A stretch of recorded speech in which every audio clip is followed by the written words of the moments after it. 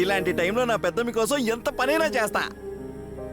నేను వెళ్ళి ముందు అత్తయ్య మావయ్యకి ఫోన్ చేసి చెప్పొస్తా. ఇదిగో నువ్వు మాత్రం బెడ్ దిగద్దు నాన్న, నువ్వే కాపలా ఉండాలి. నువ్వు మాత్రం బెడ్ దిగద్దు నాన్న, నువ్వే కాపలా ఉండాలి.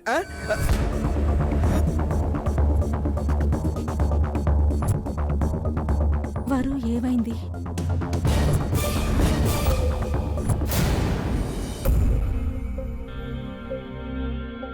యోయా కాఫీ.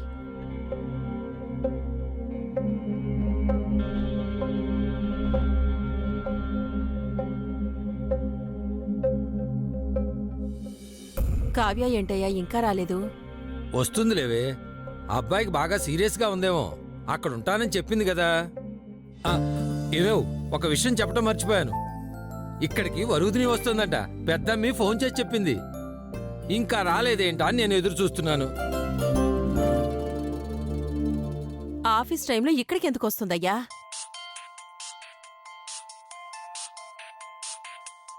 నందుబాబు ఫోన్ చేస్తున్నాడే. చెప్పండి బాబు. మావయ్య గారు ఏమైంది బాబు? జరగకూడదు ఏమైనా జరిగిందా? జరగకూడదు కాదండి, జరగాల్సిందే జరిగింది. నా కష్టం, నా కృషి, నా దీక్ష, నా పట్టుదల అన్ని ఫలించాయి. విజయం వరించింది, అదృష్టం లభించింది. బాబు దయచేసి కొంచెం అర్థమయ్యే భాషలో చెప్పండి బాబు. అర్థం కాని భాషలో ఏడ్చేవాడొకడు మన మధ్యలోకి రాబోతున్నాడు మావయ్య గారు. ఇప్పుడు నేను ఏడ్చేలా ఉన్నాను బాబు. ఇంకా నాకు అర్థం కాలేదు బాబు. బాబు, అక్కడ అందరూ బాగానే ఉన్నారా? ఇప్పుడు అందరి పేర్లు మారిపోబోతున్నాయి మావయ్య గారు. మీరేమో తాత, అత్తగారేమో అమ్మమ్మ, మా నాన్న తాత, మా అమ్మ నానమ్మ, నేను నాన్న, మీ పెద్దమ్మ అమ్మ.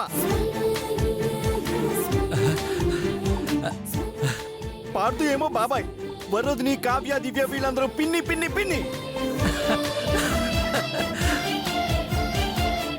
ఇలా అందరి పేర్లు మారిపోయి కొత్త కొత్త వరుసలు పుట్టుకొస్తున్నాయి. మీ పెద్దమ్మ ప్రెగ్నెంట్ అయిపోయింది మావయ్య గారు.